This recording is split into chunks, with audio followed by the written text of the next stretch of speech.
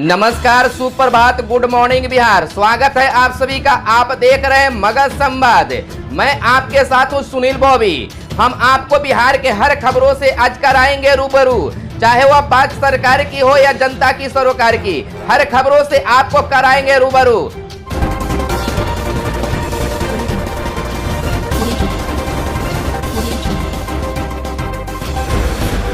आज है 15 फरवरी, जानिए बिहार समाचार में बिहार की बड़ी खबरें। लेकिन उससे पहले कैरियर समाचार। बिहार सरकार में जनसंपर्क अधिकारी की वैकेंसी।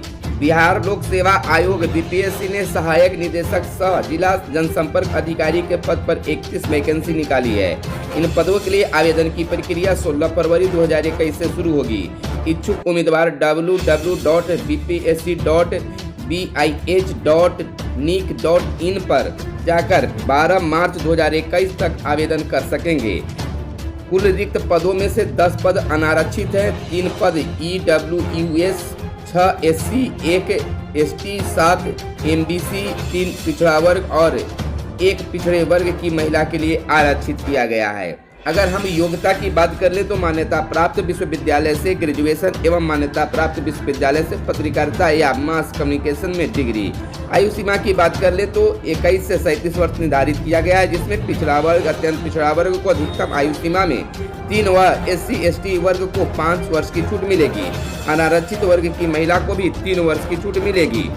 चयन जो है यहाँ पर लिखित परीक्षा और मौखिक परीक्षा के आधार पर किया जाएगा। आवेदन फीस की बातें कर ले तो सामान्य के लिए 750 रुपये, बिहार के SC ST वर्ग को लिए 200 रुपये, बिहार की महिलाओं के लिए 200 रुपये, दिव्यांगों के लिए 200 रुपये और अन्य के लिए 750 रुपये निर्धारित किए गए हैं। बिहार के हर पंचायत में होगा नल जल मरम्मत केंद्र। पीएचडी द्वारा क्रियान्वित नल जल योजना के तहत संबंधित पंचायतों में मरम्मत यानी रिपेयरिंग सेंटर स्थापित किए जाएंगे। योजना के लाभुकों की शिकायतों के तुरंत दूर करने और निर्बाध रूप से पेयजल आपूर्ति सुनिश्चित करने के लिए यह व्यवस्था की जा रही है। सेंटर बनाने की जिम्मेदारी संवेदकों की होगी। घरेलू गैस आज से 50 रुपये होंगे महंगा। पेट्रोलियम उत्पादों की लगातार कीमतें आसमान छूती जा रही है। इसी बीच घरेलू रसोई गैस की कीमत भी लगातार छलांग लगा रही है।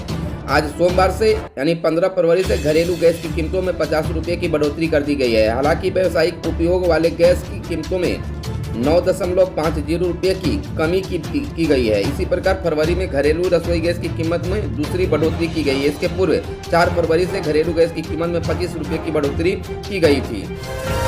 9वीं कक्षा को रजिस्ट्रेशन कल तक। 9वीं कक्षा में पढ़ने वाले परीक्षार्थियों को बिहार विद्यालय परीक्षा समिति ने 16 तक रजिस्ट्रेशन कराने का अंतिम अवसर प्रदान किया है। इसके बाद किसी परीक्षार्थी को रजिस्ट्रेशन का मौका नहीं मिलेगा। अभी रजिस्ट्रेशन कराने वाले परीक्षार्थी 2022 की मैट्रिक परीक्षा में शामिल होंगे। इसके लिए तैयारी पूरी कर ली गई है। 9वीं में 12 फरवरी से रजिस्ट्रेशन चल रहा है। बोर्ड ने इस बार परीक्षार्थियों को विशेष अवसर दिया है ताकि कोई परीक्षा देने से 2022 में छूट नहीं जाए।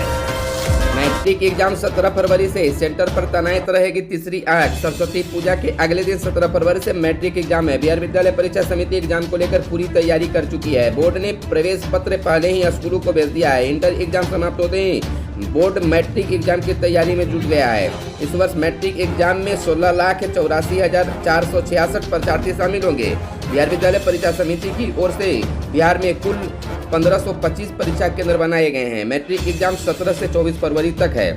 कई जिलों में एग्जाम सेंटर पर तीसरी आंख से मॉनिटरिंग होगी। सुरक्षा की कड़ी व्यवस्था की गई है।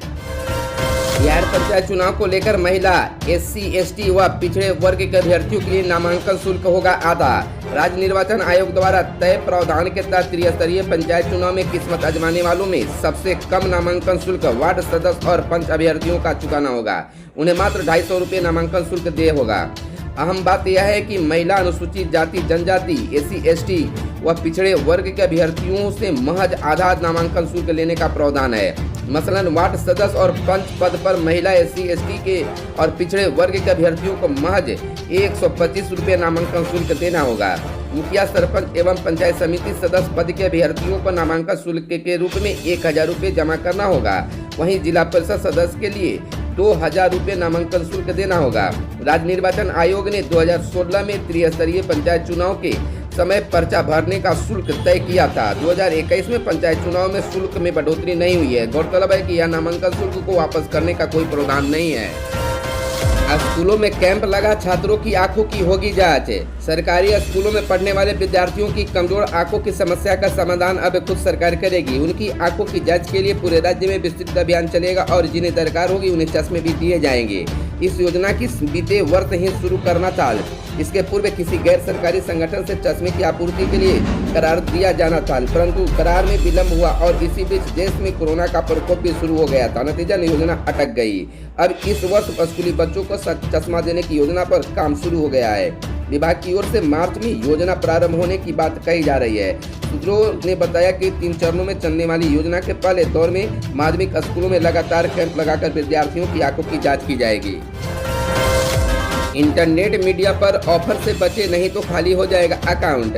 इंटरनेट मीडिया पर फर्जी वेबसाइट बनाकर ब्रांड सामान को सस्ती दर पर बेचने का दावा कर अपना मोबाइल नंबर जानकर अकाउंट समेत कई जानकारी चुराई जा रही है। एक बार आप बच गए तो कुछ दिन गुजरने के बाद जालसाज उसी नंबर पर फोन करते हैं। ऑफर के नाम पर आपके नंबर की लक्की बताकर या कैश जीतने के झांसा देते हुए झांसे में फंसाकर वे आपके बैंक अकाउंट को खाली कर रहे हैं।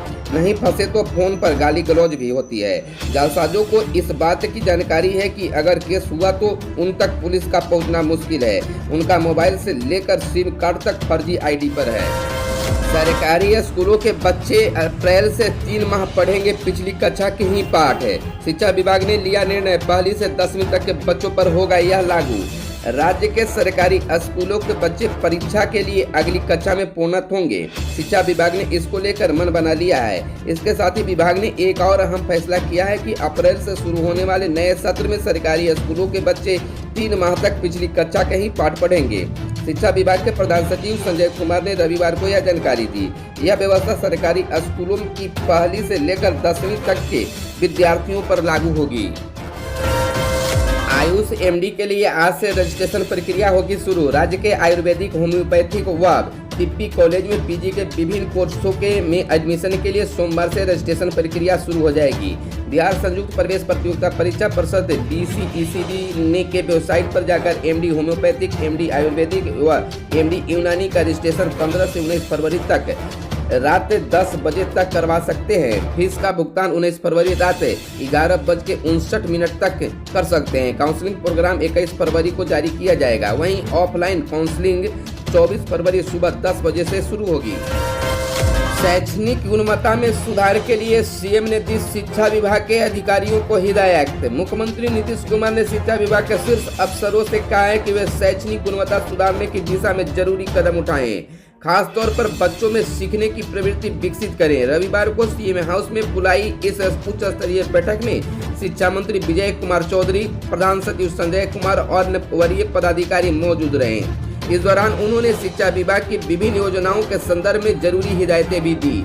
इधर शिक्षा विभाग के प्रधान सचिव संजय कुमार से रविवार को ही प्राइमरी एजुकेशन के क्षेत्र में काम करने वाले एनजीओ प्रथम की सीईओ रुक्मणी बनर्जी से मुलाकात की। इस दौरान बिहार शिक्षा परियोजना के निदेशक संजय कुमार सिंह भी उपस्थित रहे। इंडिया प्रथम नाम की संस्था प्राइमरी एजुकेशन की मजबूती के लिए बिहार में काम करने की इच्छुक है। उल्लेखनीय है कि नई शिक्षा नीति के तहत प्राइमरी एजुकेशन की मजबूती दिशा में मजबूती से कदम उठाए जाने की बात कही गई है। खासतौर पर यह देखते हुए कि लॉकडाउन के दौरान प्राइमरी एजुकेशन एकदम काफी पिछड़ गई है।